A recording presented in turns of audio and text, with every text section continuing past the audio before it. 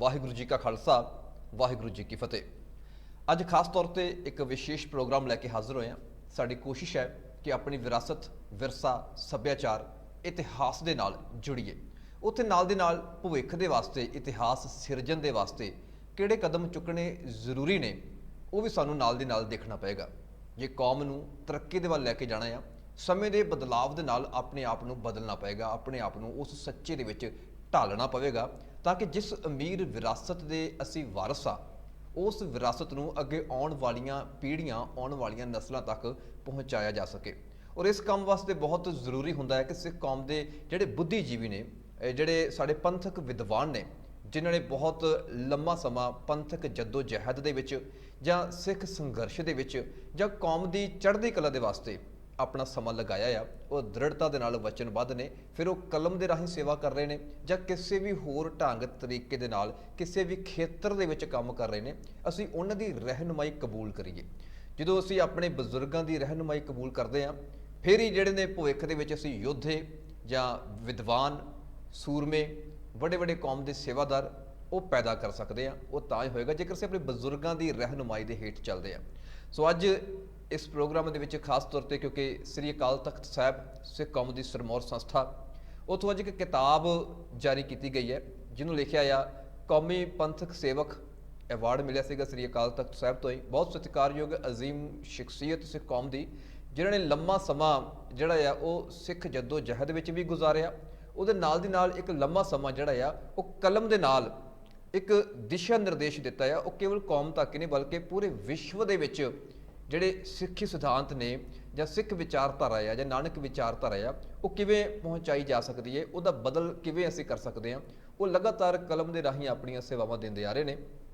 ਤੇ ਅੱਜ ਸ੍ਰੀ ਅਕਾਲ ਤਖਤ ਸਾਹਿਬ ਤੇ ਜਿਹੜੀ ਕਿਤਾਬ ਉਹਨਾਂ ਦੀ ਰਿਲੀਜ਼ ਹੋਈ ਹੈ, ਬਦਲਵਾਂ ਸਟੇਟ ਅਤੇ ਸੰਸਾਰ ਪ੍ਰਬੰਧ, ਕੁਦਰਤ ਦਾ ਸਮਾਜਿਕ ਅਮਲ। ਸੋ ਉਸ ਕਿਤਾਬ ਦੇ ਬਾਰੇ ਚਰਚਾ ਕਰਾਂਗੇ ਤੇ ਨਾਲ ਦੀ ਨਾਲ ਉਸ ਸ਼ਖਸੀਅਤ ਦੇ ਨਾਲ ਕੁਝ ਹੋਰ ਪੰਥਕ ਵਿਸ਼ਿਆਂ ਉੱਤੇ ਗੱਲਬਾਤ ਕਰਾਂਗੇ। ਸਵਾਗਤ ਕਰਦੇ ਹਾਂ, ਜੀ ਆਇਆਂ ਨੂੰ ਆਖਦੇ ਹਾਂ ਭਾਈ ਹਰਸਿਮਰਤ ਸਿੰਘ ਜੀ ਦਾ। ਜੀ ਆਇਆਂ ਨੂੰ ਜੀ। ਵਾਹਿਗੁਰੂ ਜੀ ਕਾ ਖਾਲਸਾ ਵਾਹਿਗੁਰੂ ਜੀ ਕੀ ਫਤਿਹ ਜੀ। ਕੀ ਹਾਲ ਚਾਲ ਨੇ ਜੀ? ਪਹਿਲਾਂ ਗਰਮੀ ਬਹੁਤ ਹੈ ਤੇ ਅੱਜ ਕਾਫੀ ਬਿਜ਼ੀ ਦਿਨ ਰਿਹਾ ਜੀ। ਜੀ 5 ਜੂਨ ਹੈ ਜੀ। ਇਸ ਦਿਨ 84 ਚ ਘੱਲੂਘਾਰਾ ਵਾਪਰਿਆ। ਬਿਲਕੁਲ ਜੀ। ਸੋ ਅੱਜ ਅਸੀਂ ਦੇਖੇ, ਦਰਸ਼ਨ ਕੀਤੇ ਨੇ ਜੀ। ਤੇ ਕਿਤਾਬ ਜਿਹੜੀ ਸਿੰਘ ਸਾਹਿਬ ਨੇ ਪੰਥ ਅਰਪਣ ਕੀਤੀ ਹੈ, ਵਿਸ਼ਵ ਅਰਪਣ ਕੀਤੀ ਹੈ ਜੀ। ਇਹ ਮੈਂ ਸਮਝਦਾ ਕਿ ਸਾਡੀ ਜਿਹੜੀ ਸਾਰੀ ਮੇਰੀ ਪਿਛਲੀ 25-30 ਸਾਲ ਦੀ ਅਕੈਡਮਿਕ ਸੇਵਾ ਹੈ ਜੀ, ਉਹਦਾ ਇੱਕ ਸਿਖਰ ਹੈ ਜੀ। ਬਿਲਕੁਲ ਕਿਤਾਬ ਦੇ ਬਾਰੇ ਆਪਾਂ ਗੱਲਬਾਤ ਕਰਾਂਗੇ ਜੀ। ਕਿਤਾਬ ਕਿਉਂਕਿ ਅੱਜ ਜਿੱਥੇ ਸਮੁੱਚੀ ਕੌਮ ਘੱਲੂਘਾਰਾ ਮਨਾ ਰਹੀ ਹੈ, ਕਿਉਂਕਿ 5 ਜੂਨ ਨੂੰ ਕਿਤਾਬ ਜਿਹੜੀ ਅੱਜ ਰਿਲੀਜ਼ ਹੋਈ ਹੈ, ਉੱਥੇ ਘੱਲੂਘਾਰੇ ਹਮੇਸ਼ਾ ਹੀ ਵਾਪਰਦੇ ਰਹੇ ਨੇ, ਪਰ ਘੱਲੂਘਾਰਿਆਂ ਵਿੱਚੋਂ ਨਿਕਲ ਕੇ ਫਿਰ ਉਸ ਦ੍ਰਿੜਤਾ ਤੇ ਚੜ੍ਹਦੀ ਕਲਾ ਦੇ ਨਾਲ ਲਾਮਬੱਧ ਕਿਵੇਂ ਹੋਣਾ ਆ, ਉਹ ਵੀ ਰਹਿਨੁਮਾਈ ਦੀ ਲੋੜ ਹੁੰਦੀ ਹੈ। ਸੋ ਕਿਤਾਬ ਜਿਹੜੀ ਹੈ alternative state and global order, social application of nature, ਅੰਗਰੇਜ਼ੀ ਦੇ ਵਿੱਚ ਕਿਤਾਬ ਹੈਗੀ ਹੈ, ਜਿਹਦਾ ਬਦਲਵਾਂ ਸਟੇਟ ਅਤੇ ਸੰਸਾਰ ਪ੍ਰਬੰਧ, ਕੁਦਰਤ ਦਾ ਸਮਾਜਿਕ ਅਮਲ, ਅਸੀਂ ਇਹਨੂੰ ਪੰਜਾਬੀ ਦੇ ਵਿੱਚ ਇੱਦਾਂ ਬੁਲਾ ਸਕਦੇ ਹਾਂ ਕਿਤਾਬ ਨੂੰ। ਸੋ ਪਹਿਲਾਂ ਤਾਂ ਕਿਤਾਬ ਦਾ ਜਿਹੜਾ ਪਰਸਪੈਕਟਿਵ ਹੈਗਾ ਆ, ਜਿਹੜਾ ਇਹਦੇ ਵਿੱਚ ਮੁੱਖ ਵਿਸ਼ਾ ਹੈਗਾ ਆ, ਉਹ ਕੀ ਚੁਣਿਆ ਗਿਆ ਹੈ?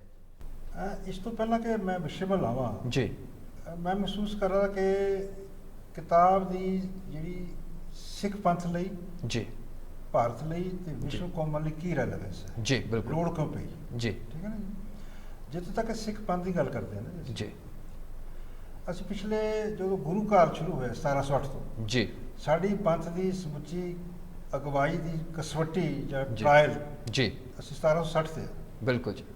ਸੋ ਉਸ ਚੀਜ਼ ਨੂੰ 314 ਸਾਲ ਵਾਪਰ ਗਏ ਜੀ।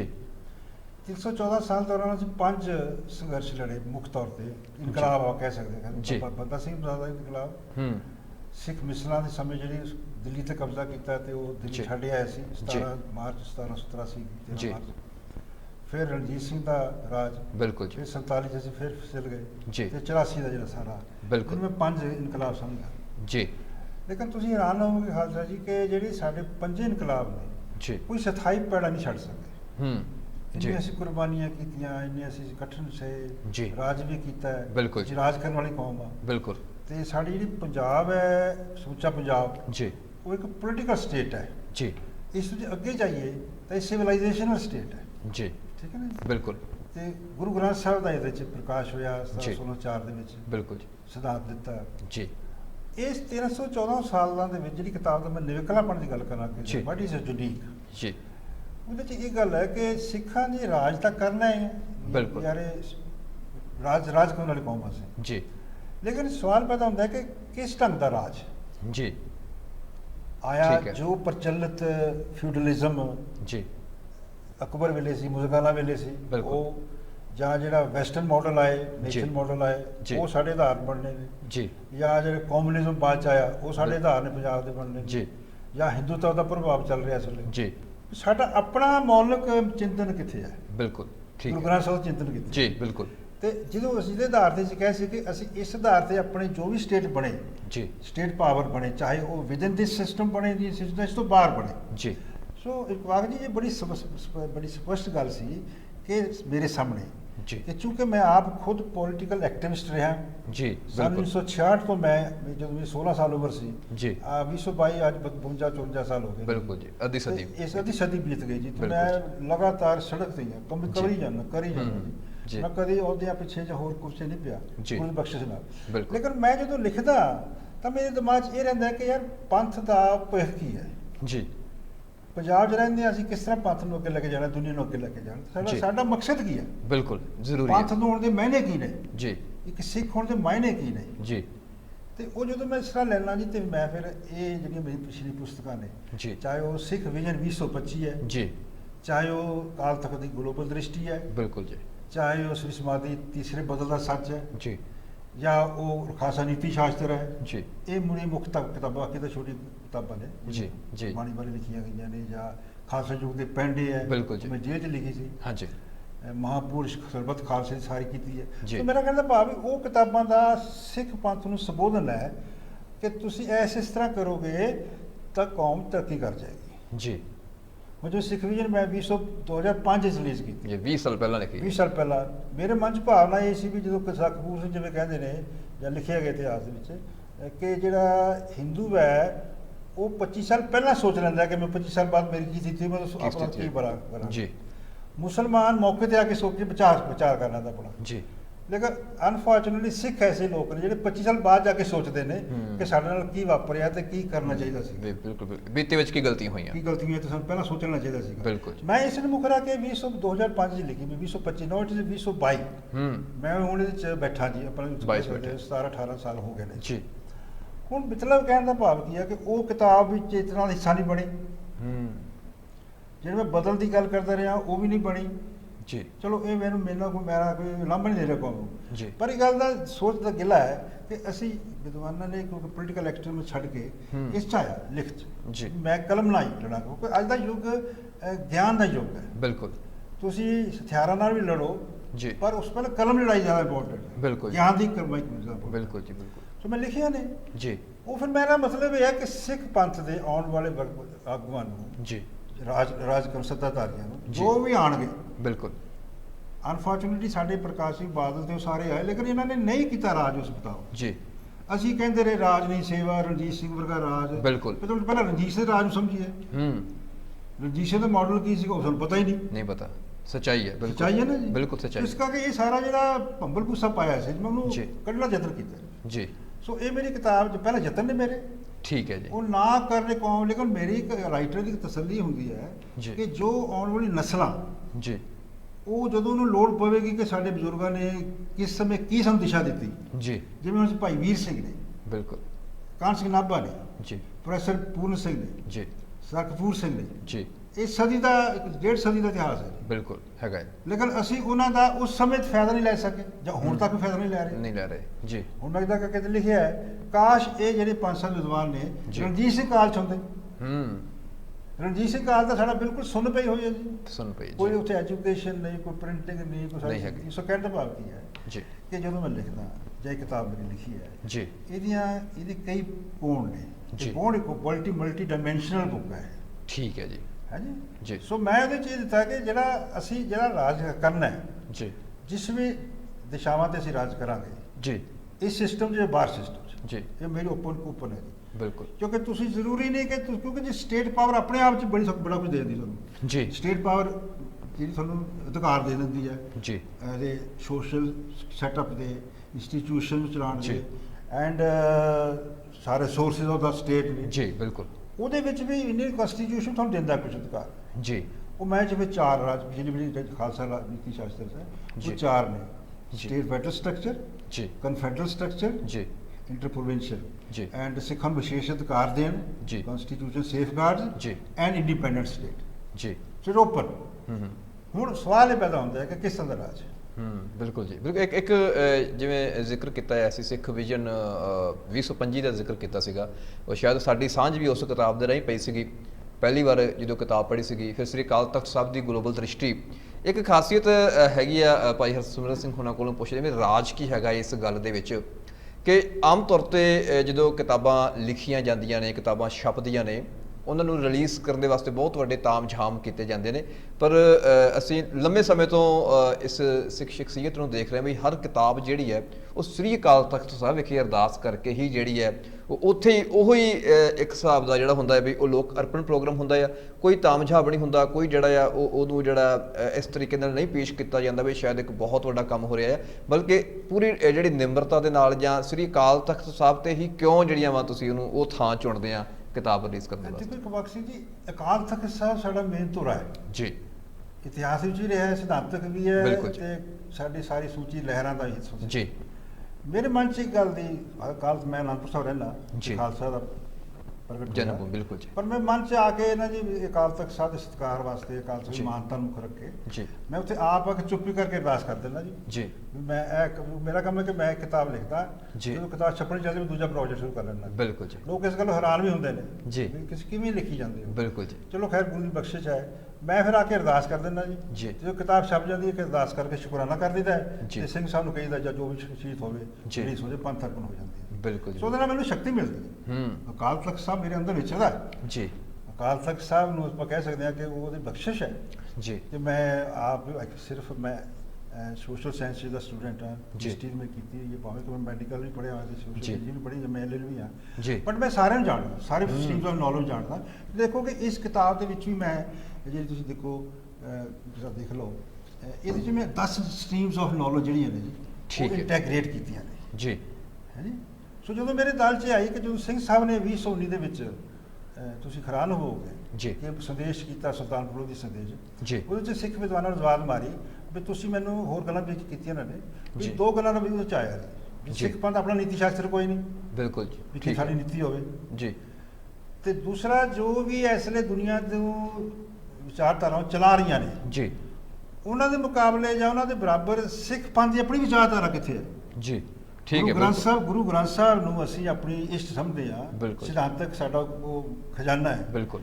ਉਹ ਇੱਕ ਮਾਡਲ ਸਿਰਜਦੇ ਨੇ, ਇੱਕ ਜੀ। ਸਟੇਟ ਦਾ ਸਟਰਕਚਰ ਸਿਰਜਦੇ ਨੇ, ਇੱਕ ਮਨੁੱਖ ਨੂੰ ਸਿਰਜਦੇ ਨੇ, ਜੀ। ਸਮਾਜ ਸਿਰਜਦੇ ਨੇ, ਜੀ। ਸਮਾਜ ਦੀਆਂ ਸਾਰੀਆਂ ਜਿਹੜੀਆਂ ਅੰਤਰਦ੍ਰਿਸ਼ਟੀਆਂ ਨੇ ਉਹਨੂੰ ਸਿਰਜਦੇ ਨੇ। ਜੀ। ਪਰ ਫਿਰ ਵੀ ਅਕਾਲ ਤਖਤ ਦਾ ਸਮਾਜਿਕ ਪ੍ਰਬੰਧੀ ਪੱਖ ਕੀ ਹੈ। ਬਿਲਕੁਲ ਜੀ। ਠੀਕ ਹੈ ਨਾ ਜੀ। ਜੀ। ਸੋ ਇਹ ਗੈਪ 314 ਸਾਲ ਦਾ ਪਿਆ ਹੋਇਆ ਹੈ। ਜੀ। ਤੇ ਮੈਂ ਫਿਰ ਉਸ ਚੀਜ਼ ਨੂੰ ਮੁਸਕ ਰੱਖਦਿਆਂ ਹੋਇਆ ਉਸ ਨੀਤੀ ਉਸ ਸੰਦੇਸ਼ ਦੇ ਆਧਾਰ ਤੇ ਜੀ, ਜਿਹੜਾ 2019 ਦੇ ਵਿੱਚ ਹੋਇਆ 2019 ਜੀ। ਚ ਉਹ ਮੈਂ 2020 ਚ ਕਿਤਾਬ ਦੇ ਆਇਆ ਸੀ, ਸਰਪਰ ਕਰਤੀ ਸੀ ਖਾਲਸਾ ਨੀਤੀ ਸ਼ਾਸਤਰ। ਠੀਕ ਹੈ ਜੀ। ਫਿਰ ਜਿਹੜਾ ਦੂਸਰਾ ਪੱਖ ਸੀਗਾ ਕਿ ਸੋਸ਼ਲ ਨਵੀਂ ਥਿਊਰੀ ਦੇਣੀ, ਉਹਦੇ ਚ ਫਿਰ ਕਮਾਲ ਇਹ ਹੋਇਆ ਸ਼ਿਵਪਾਲ ਜੀ ਕਿ ਦੁਨੀਆ ਜਿਹੜੀ ਕੈਪੀਟਲਿਜ਼ਮ, ਸੋਸ਼ਲਿਜ਼ਮ, ਕਮਿਊਨਿਜ਼ਮ, ਹਿੰਦੂਤਵ ਤੇ ਪੋਲੀਟੀਕਲ ਇਸਲਾਮ ਜੋ ਸਾਰਾ ਜੀ ਚਲਾ ਰਹੀ ਹੈ, ਪਰ ਜੋ ਦੁਨੀਆ ਦੇ ਹਾਲਾਤ ਬਣ ਗਏ ਨੇ ਜੀ, ਦੁਨੀਆ ਦੇ ਹਾਲਾਤ ਦੇ ਵਿੱਚ ਇੱਕ ਨਵੇਂ ਸਿਧਾਂਤ ਦੀ ਲੋੜ ਹੈ, ਬਿਲਕੁਲ ਨਵੀਂ ਦਿਸ਼ਾ ਦੀ ਲੋੜ ਹੈ। ਨਵੀਂ ਦਿਸ਼ਾ ਲੋੜ ਹੈਗੀ ਹੈ। ਤੇ ਸਾਰੇ ਸਿਧਾਂਤ ਸਮਝਦੇ ਆ, ਸਾਡੇ ਵਿਦਵਾਨ ਵੀ ਸਮਝਦੇ ਨੇ, ਬਿਲਕੁਲ, ਲੇਕਿਨ ਕੋਈ ਹੱਥ ਨਹੀਂ ਪਾ ਰਿਹਾ ਸੀ ਇਸ ਵੱਡੇ ਕੰਮ ਨੂੰ। ਜੀ। ਹੁਣ ਦੂਸਰੇ ਜਿਹੜੇ ਤੌਰ ਤੇ ਪੱਛਮੀ ਜਿਹੜੇ ਵਿਦਵਾਨ ਨੇ, ਵੱਡੇ ਵੱਡੇ ਸਾਇੰਸ, ਜੀ, ਟਾਈਨਮੀ ਨੇ, ਆਇਨਸਟਾਈਨ ਨੇ, ਬਰਟਨ ਰਸਲ ਹੈ, ਬਰਾਡਸ਼ਾਹ ਹੈ, ਟੋਲਸਟਾਏ ਨੇ, ਜਿਹੜੇ ਮਨਨਾਮੀ ਵਿਦਵਾਨ ਨੇ, ਜੀ, ਰਵਿੰਦਰਨਾਥ ਟੈਗੋਰ ਨੇ, ਬਿਲਕੁਲ ਜੀ। ਇਹਨਾਂ ਨੇ ਕਿਹਾ ਕਿ ਕੋਈ ਐਸਾ ਸਮਾਂ ਆਏਗਾ ਜਦੋਂ ਦੁਨੀਆ ਬੜੀ ਮੁਸ਼ਕਿਲ 'ਚ ਹੋਵੇਗੀ, ਜੀ, ਤਾਂ ਗੁਰੂ ਗ੍ਰੰਥ ਸਾਹਿਬ ਸਾਨੂੰ ਮੈਸੇਜ ਦੇਣਗੇ। ਮੈਸੇਜ ਦੇਣਗੇ, ਬਿਲਕੁਲ ਸੱਚ ਹੈ ਹੁਣ ਜੀ। ਤੁਸੀਂ ਆਪ ਸੋਚੋ ਵੀ ਅਗਰ ਅਸੀਂ ਆਪਣੇ ਆਪ ਨੂੰ ਸਵਾਲ ਕਰੀਏ ਜੀ, ਵੀ ਦੁਨੀਆ ਤਾਂ ਸਾਡੇ ਕੋਲੋਂ ਆਸ ਰੱਖ ਰਹੀ ਹੈ ਜੀ, ਵੀ ਅਸੀਂ ਕੋਈ ਗੁਰੂ ਗ੍ਰੰਥ ਸਾਹਿਬ ਮੈਸੇਜ ਦੇਣਗੇ, ਦਿਸ਼ਾ ਦੇਣਗੇ, ਜੀ, ਸਿੱਖ ਇਸ ਬਾਰੇ ਬੇਖਬਰ ਨੇ।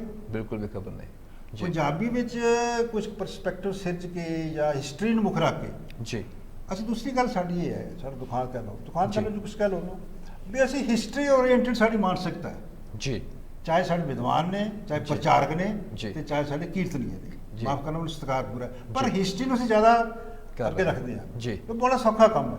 ਹਿਸਟੋਰੀਕਲ ਇਵੈਂਟਸ ਹੈਗੀਆਂ ਨੇ, ਬਿਲਕੁਲ। ਸਾਡੇ ਅਸੀਂ ਸੰਘਰਸ਼ ਲੜਿਆ ਹੈ, ਬਿਲਕੁਲ। ਸਾਡੇ ਤੇ ਜ਼ੁਲਮ ਹੋਏ, ਸਾਡੇ ਜੀ। ਅਸੀਂ ਬਰਦਾਸ਼ਤ ਕੀਤਾ, ਫਿਰ ਉੱਠ ਖੜੇ ਹੋਏ, ਜੀ। ਲੇਕਿਨ ਸਵਾਲ ਹੈ ਫਿਲਾਸਫੀ ਸਾਡੀ ਕਿੱਥੇ ਖੜੀ ਹੈ? ਫਿਲਾਸਫੀ ਕਿਤੇ ਜੀ, ਜਿਹੜੀ ਸਿੱਖ ਦਰਸ਼ਨ ਦੀ ਗੱਲ ਸੀ, ਜਿਹੜੀ ਨਾਨਕ ਵਿਚਾਰਧਾਰਾ ਦੀ ਗੱਲ ਸੀ, ਨਾਨਕ ਉਹ ਵਿਚਾਰਧਾਰਾ। ਕਿਤੇ ਨਾ ਕਿਤੇ ਉਹਨੂੰ ਉਹ ਸਟਾਪ ਹੈ ਹੁਣ ਜਿਵੇਂ ਮਤਲਬ ਮੈਂ ਇਸ ਨੂੰ ਜਦੋਂ 2019 ਚ ਆਇਆ ਕਰਤਾਰਪੁਰੀ ਮਾਡਲ ਮੈਂ ਡਰਾਈਵ ਕੀਤਾ ਜੀ। ਜੀ। ਕਰਤਾਰਪੁਰੀ ਮਾਡਲ ਕਿਤਾਬ ਛਪ ਮੇਰੀ ਹਾਂਜੀ ਬੁਕਲੈਟਸ ਆਈਆਂ ਨੇ ਜੀ ਜੀ। ਵੀ ਲੈਟ ਵੀ ਡਿਵੈਲਪ ਕਰਤਾਰਪੁਰੀ ਮਾਡਲ, ਹੂੰ ਔਰ ਫਿਰ ਉਹ ਲੋਕਾਂ ਜਮਾਤ ਤੇ ਚੜ ਗਿਆ।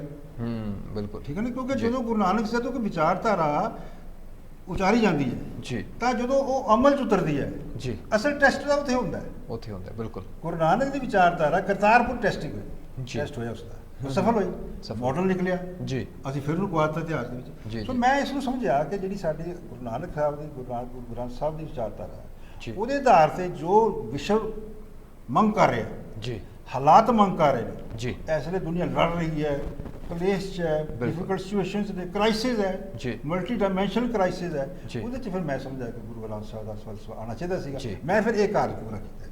ਜੀ ਬਿਲਕੁਲ, ਯਾਨੀ ਕਿ ਆਪਾਂ ਇਹ ਕਹਿ ਸਕਦੇ ਵੀ ਇਹ ਕੇਵਲ ਇੱਕ ਸਿੱਖ ਭਾਈਚਾਰੇ ਤੱਕ ਸੀਮਤ ਨਹੀਂ, ਬਲਕਿ ਅਸੀਂ ਵਿਸ਼ਵ ਭਾਈਚਾਰੇ ਨੂੰ ਜਿਹੜਾ ਆ ਉਹ ਇਹਦੇ ਵਿੱਚ ਇੱਕ ਸੁਨੇਹਾ ਹੈਗਾ ਆ, ਇੱਕ ਮਾਡਲ ਹੈਗਾ ਆ ਵਿਸ਼ਵ ਦੇ ਵਿੱਚ, ਚਾਹੇ ਉਹ ਕਿਸੇ ਵੀ ਦੇਸ਼ ਦੇ ਵਿੱਚ ਰਹਿਣ ਵਾਲਾ ਬੰਦਾ ਆ, ਕਿਸੇ ਵੀ ਰੰਗ ਮਜ਼ਹਬ ਜਾਤ ਦਾ ਬੰਦਾ ਹੈਗਾ ਆ, ਉਹਨੂੰ ਨਾਨਕ ਵਿਚਾਰਧਾਰਾ ਦਾ ਕਨਸੈਪਟ ਦੇਣ ਦੀ ਕੋਸ਼ਿਸ਼ ਕੀਤੀ ਗਈ ਹੈ ਕਿ ਜਾਂ ਇੱਕ ਭਵਿੱਖ ਦੀ ਜਿਹੜੀ ਰਣਨੀਤੀ ਦਿੱਤੀ ਗਈ ਹੈ। ਇਹ ਗੱਲ ਬੜੀ ਇੰਪੋਰਟੈਂਟ ਸਵਾਲ ਬੜਾ ਇੰਪੋਰਟੈਂਟ ਹੈ ਜੀ ਮੈਂ ਇੱਕ ਸੈਮੀਨਾਰ ਬੋਲਦਿਆਂ ਕਿਹਾ ਸੀਗਾ ਬਈ ਜਿਹੜਾ ਸਾਡਾ ਫਲਸਫਾ ਹੈ, ਜੀ ਉਹ ਫਲਸਫੇ 'ਚ ਅਸੀਂ ਦੁਨੀਆ ਦੇ ਐਕੈਡਮਿਕਸ 'ਚ ਕਿਵੇਂ ਐਂਟਰ ਕਰੀਏ? ਬਿਲਕੁਲ ਜੀ। ਕੀ ਧਰਮ ਲੈ ਕੇ ਜਾਈਏ, ਕੀ ਸਿੱਖੀ ਲੈ ਕੇ ਜਾਈਏ, ਜੀ। ਸਿੱਖੀ ਰੂਪ ਲੈ ਕੇ ਜਾਈਏ, ਜੀ ਜਾਂ ਸਿੱਖ ਇੰਸਟੀਟਿਊਸ਼ਨਸ ਨੂੰ ਲੈ ਕੇ ਜਾਈਏ ਤਾਂ ਜੀ। ਲੋਕ ਮੰਨਣਗੇ? ਉਹ ਤਾਂ ਫਿਰ ਜਿਸ ਤਰ੍ਹਾਂ ਹਿੰਦੂ ਕਰਦੇ ਜਾਂ ਮੁਸਲਮਾਨ ਕਰਦੇ ਨੇ ਸਹੀ ਹੋਏਗਾ ਨਾ ਜੀ। ਬਿਲਕੁਲ ਜੀ, ਜਾਂ ਬਿਲਕੁਲ। ਈਸਾਈ ਕਰਦੇ ਨੇ ਜੀ। ਵੀ ਧਰਮ ਈਸਾਈ ਹਾਲਾਂਕਿ ਬੜੇ ਉਹ ਵੈਸਟ ਬੜਾ ਚਲਾ ਕੇ ਉਹਨੇ ਕਈ ਕਰ ਜੀ। ਲਿਆ ਹੋਇਆ ਹੈ, ਲੇਕਿਨ ਇਸ ਨੂੰ ਮੈਂ ਧਰਮ ਪੇਸ਼ ਤੇ ਵਿਚਾਰਧਾਰਾ ਨਹੀਂ ਸਾਡੀ ਹੈਗੀ, ਇਹ ਜਿਹੜਾ ਸੋਸ਼ਲ ਪੱਖ ਹੈ। ਬਿਲਕੁਲ। ਸੋ ਮੈਂ ਇਹਦੇ ਚ ਨਾ ਜੀ ਫਿਰ ਕੁਦਰਤ ਦਾ ਜਿਹੜਾ ਅਮਲ ਲੈਂਦਾ, ਜੀ ਕਿਉਂਕਿ ਸਾਡੀ ਜਿਹੜੀ ਦੇਖੋ ਜਿਸ ਤਰ੍ਹਾਂ ਦੇ ਦੁਨੀਆ ਦਾ ਜੋ ਵਿਚਾਰ ਰਿਹਾ ਹੈ, ਜਿਸ ਤਰ੍ਹਾਂ ਦਾ ਇਹ ਉਹਨਾਂ ਦੇ ਫਿਲਾਸਫਰਸ ਨੇ ਰੱਬ ਦੀ ਇੰਟਰਪ੍ਰੀਟੇਸ਼ਨ ਕੀਤੀ ਜੀ। ਜਾਂ ਕ੍ਰੀਏਟਰ ਦੀ ਇੰਟਰਪ੍ਰੀਟੇਸ਼ਨ ਕੀਤੀ, ਜੀ। ਜੋ ਜੂਜ਼ ਨੇ ਕੀਤੀ, ਜੀ। ਹਿੰਦੂ ਕਰਦੇ ਨੇ ਜਾਂ ਮੁਸਲਮਾਨ ਕਰਦੇ ਨੇ, ਬਿਲਕੁਲ ਉਸੇ ਤਰ੍ਹਾਂ ਦੀ ਵਿਚਾਰਧਾਰਾ ਬਣਾ ਲੈਂਦੇ, ਬਣਾਈ ਉਹਨਾਂ ਨੇ, ਬਣਾਈ ਤੇ ਲੋਕਾਂ ਨੇ ਠੋਸੀ ਹੈ। ਠੋਸੀ ਬਿਲਕੁਲ। ਪਰ ਮੈਂ ਸਮਝਦਾ ਕਿ ਸਿੱਖੀ ਇਸ ਤਰ੍ਹਾਂ ਦਾ ਨਹੀਂ ਹੈ। ਸਿੱਖੀ ਦੀ ਫਿਲਾਸਫੀ ਸ੍ਰਿਸ਼ਟੀ ਓਰੀਐਂਟਡ ਹੈ, ਸ੍ਰਿਸ਼ਟੀ ਔਰ ਬਿਲਕੁਲ ਠੀਕ। ਬ੍ਰਹਿਮੰਡ ਓਰੀਐਂਟਡ ਹੈ। ਜੀ ਜੀ ਅਸੀਂ ਬ੍ਰਹਿਮੰਡ ਦੀ ਗੱਲ ਕਰਦੇ ਹਾਂ, ਕਾਸਮਿਕ ਦੀ ਗੱਲ ਕਰਦੇ ਹਾਂ। ਬਿਲਕੁਲ। ਕਾਸਮਿਕ ਜਿਵੇਂ ਨਾਨਕ ਸੱਚ ਦਾਤਾਰ ਸ਼ਨਾਖਤ ਕੁਦਰਤੀ, ਕੁਦਰਤੀ ਜਿਹੜਾ ਬਿਲਕੁਲ ਕਾਸਮਸ ਬ੍ਰਹਿਮੰਡੀ ਸੋਚ ਸੁਣੀ ਜੀ। ਗਈ, ਉਹਦੀ ਜਿਹੜੀ ਮੈਨੀਫੈਸਟੇਸ਼ਨ ਹੈ ਕੁਦਰਤ 'ਚ ਹੈ। ਬਿਲਕੁਲ।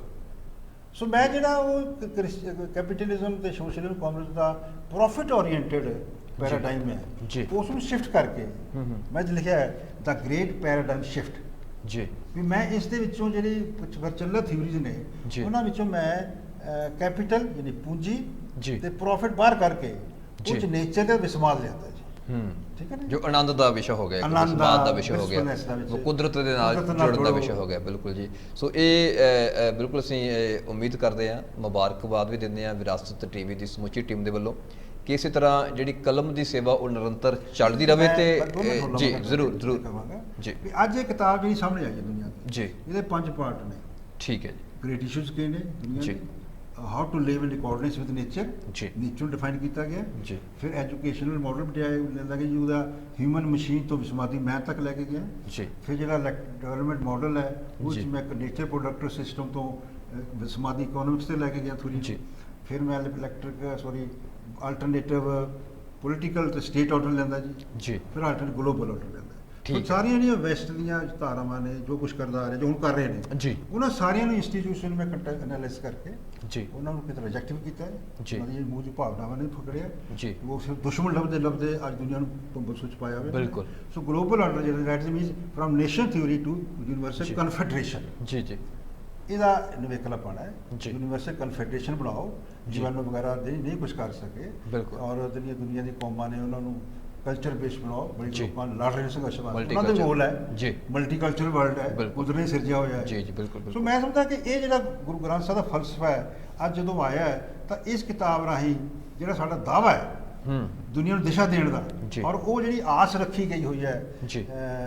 ਲੋਕਾਂ ਕੋਲੋਂ, ਜੀ ਅਸੀਂ ਗੁਰੂ ਗ੍ਰੰਥ ਉਸ ਸਾਹਿਬ ਆਸ ਉੱਤੇ ਨੂੰ ਪੂਰਾ ਕਰਨ ਦਾ ਯਤਨ ਕੀਤਾ ਹੈ। ਜੀ ਔਰ ਇਹ ਇੱਕ ਸਾਡਾ ਦਾਅਵਾ ਪੇਸ਼ ਕਰਦੀ ਹੈ। ਜੀ ਇਹ ਸਿੱਖ ਅਕਾਦਮਿਕਤਾ, ਸਿੱਖ ਸਟੱਡੀ ਦੇ ਵਿੱਚ ਤੇ ਵਿਸ਼ਵ ਅਕਾਦਮਿਕਤਾ ਦੇ ਵਿੱਚ ਜਿਹੜੀ ਜੜਤਾ ਬਣੀ ਹੋਈ ਸਟੈਗਨੇਸ਼ਨ ਹੈ, ਉਸ ਨੂੰ ਤੋੜਦੀ ਹੈ। ਜੀ ਔਰ ਇਸ ਬਾਰੇ ਡਿਸਕਸ਼ਨ ਚੱਲਣੀ ਚਾਹੀਦੀ ਹੈ ਜੀ। ਕਿ ਸਾਰੀ ਦੁਨੀਆ ਵਾਸਤੇ ਕਿਤਾਬ ਹੈ ਵਿੱਚ ਬਿਲਕੁਲ। ਮਾਡਲ ਨਿਕਲੇ ਜਾ ਸਕਦੇ ਨੇ। ਇਹ ਇੱਕ ਤਕਦੀਰ ਘੜਨ ਦਾ ਦਾਅਵਾ ਕਰਦੀ ਹੈ ਕਿਤਾਬ। ਜੀ। ਸੋ ਮੈਂ ਸਮਝਦਾ ਕਿ ਇਹ ਅੱਜ ਜਿਹੜੀ ਕਿਤਾਬ ਹੋਈ ਹੈ, ਇਹ ਜਿੱਥੇ 38 ਸਾਲ ਹੋ ਗਏ ਨੇ ਸਾਡੇ ਇਸ ਸਾਕੇ ਨੂੰ ਵਾਪਰੇ, ਬਿਲਕੁਲ ਸੱਚ। 38 ਸਾਲ ਬਾਅਦ ਦੀ ਇਹ ਘਟਨਾ ਹੈ, ਹੂੰ ਇਹ ਇੱਕ ਵਿਸ਼ਵ ਘਟਨਾ ਹੈ। ਜੀ। ਅਕਾਲ ਤਖਤ ਸਾਹਿਬ ਦੇ ਸਥਾਨ ਤੋਂ ਇਹ ਕਿਤਾਬ ਅੱਜ ਰਿਲੀਜ਼ ਹੋਈ ਹੈ, ਵਿਸ਼ਵ ਅਰਪਣ ਹੋਈ ਹੈ, ਜੀ। ਪੰਥ ਅਰਪਣ ਹੋਈ ਹੈ। ਬਿਲਕੁਲ। ਵਿਦਵਾਨ ਜਿਹੜੇ ਨੇ ਜਿਵੇਂ ਲਿਖਿਆ ਇਹਦੇ ਜੀ। ਚ let world wisdom decode this rare narrative of civilizational importance। ਜੀ ਇਹ ਬਿਲਕੁਲ ਇੱਕ ਸਿਰਫ ਸਿੱਖ ਪੰਜਾਬ ਇੰਪੋਰਟੈਂਸ ਨਹੀਂ, ਸਿਵਲਾਈਜੇਸ਼ਨਲ ਇੰਪੋਰਟੈਂਸ ਦੀ ਕਿਤਾਬ ਹੈ। ਬਿਲਕੁਲ। ਠੀਕ ਹੈ। Let human excellence start initiate global dialogue and debate these issues in their true terms। ਜੀ it is a rare, it is a new tryst to the human destiny।